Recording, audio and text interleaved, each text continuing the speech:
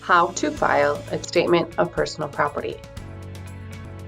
To do so, you must first access the form on the website provided on the postcard you received.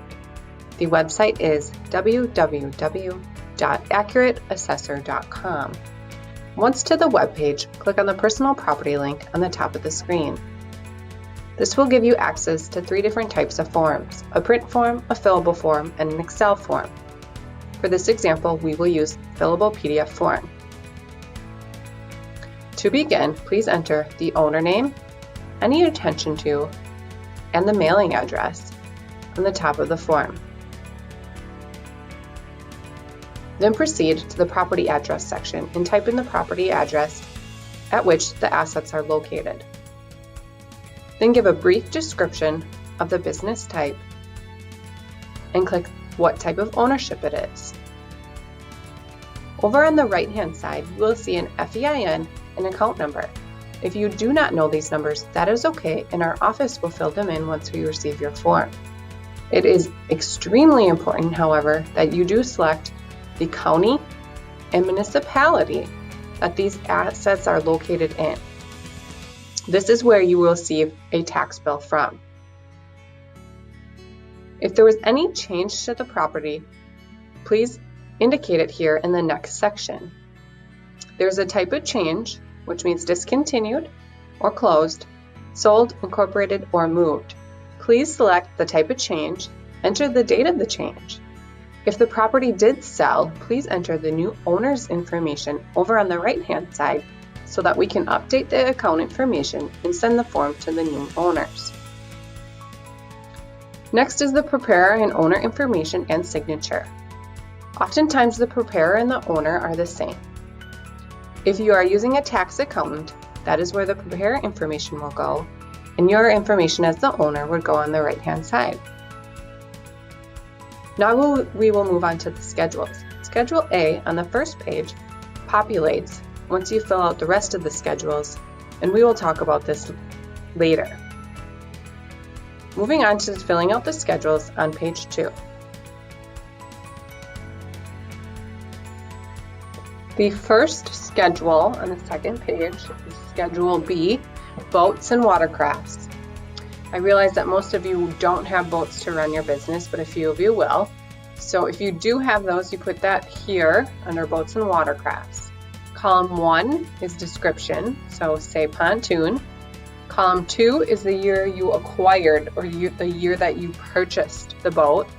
Column 3 is the original cost of the boat. So let's say you purchased a boat in 2020 for $10,000. Column 4 is a conversion factor. This conversion factor for boats and watercrafts is not pre-filled like it is in some other schedules. So to find that, you need to click on this link or visit the website on this form, which will lead you to the State of Wisconsin reports. These reports go alphabetical, and what you need to click on is the composite conversion factor. So you click on that, and it will bring you to a page with a bunch of columns and numbers on it. What this is a lifeline and conversion factor. So up here, up top, you will see a lifeline. So this first row here, 3, 4, 5, and so on is the lifeline. And then the date that you acquired it on the left-hand side.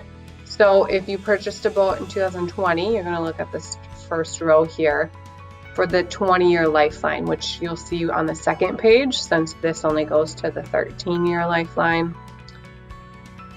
So if you go to that 20-year lifeline, you will see for 2020, the conversion factor is 0.963. You then go back to your form and put the conversion factor of 0.963 in column 4. You then multiply the original cost by the conversion factor. So 10,000 multiplied by 0.963 is 9,630. You do the same thing under Schedule D for any furniture, fixture, or equipment. You'll see column 2 here is total original cost. 2020's is grayed out because if you purchased it in 2020, it means it was an addition. You put additions, disposals, and transfers in column 3. and then the net total in column 4. So if you purchased $1,000 worth of equipment in 2020, you put $1,000 here, $1,000 in column 4, multiply it by that year's conversion factor, which is 0.925, to get your total of $925. You also do the same thing for deletions or disposals. So say you purchased $10,000 worth of equipment in 2018, you still include that here in column 2, but then you subtract it out as a disposal in column 3. You get your net total for column 4, and then again you multiply that by the conversion factor in column 5 to get your index net value or full value. The total down here will, at the bottom of this schedule, will populate for you. So whenever you type in Schedule 6, it'll add all together down here at the bottom. For Schedule D2, you do the same thing. This is for multi-faxes, copier, postage meters, anything that is equipment with embedded computerized components that is not an actual computer in itself.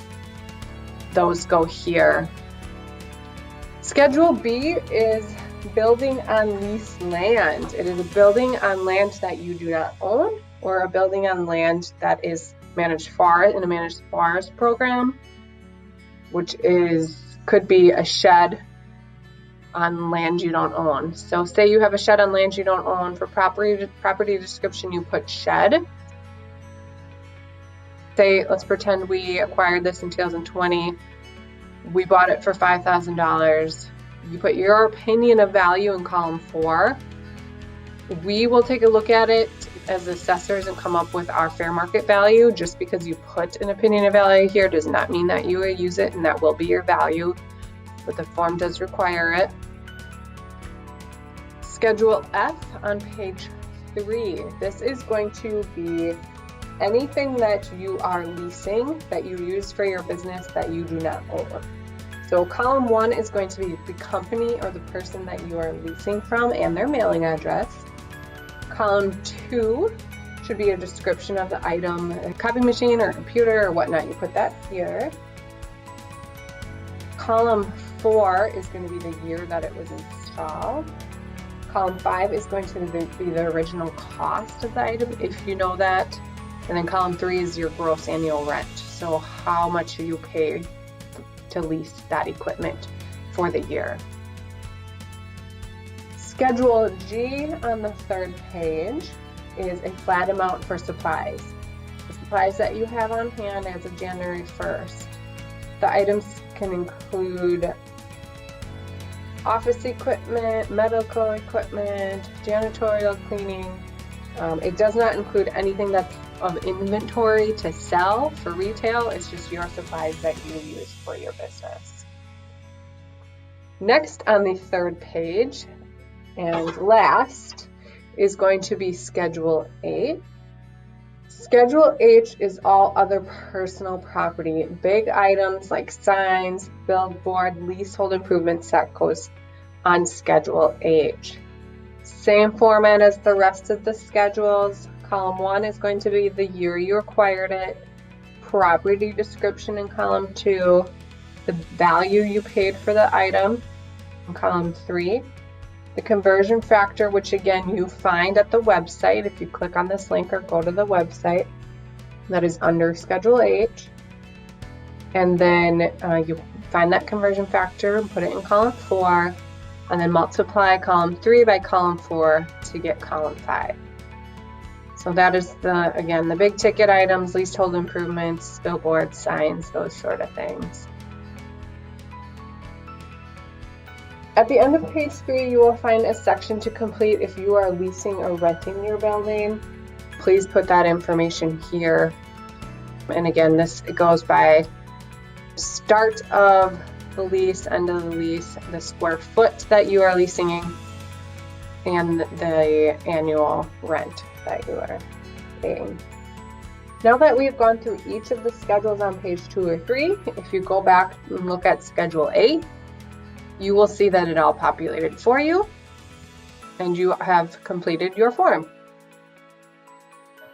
Please send your completed forms to the information provided on this page by email or mail